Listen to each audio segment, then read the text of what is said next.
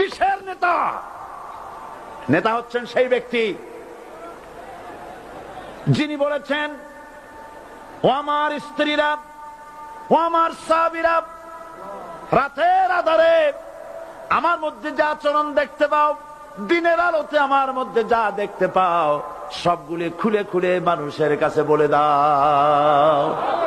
তার নাম বিশ্বনবী মুহাম্মদ রাসূলুল্লাহ সাল্লাল্লাহু আলাইহি ওয়াসাল্লাম।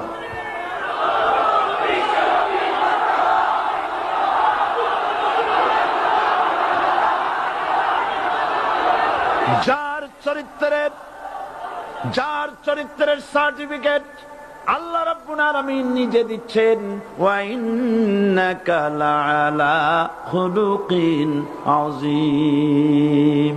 নবী হে, উন্নত চরিত্রের উপরে আপনি প্রতিষ্ঠিত। সুবহান।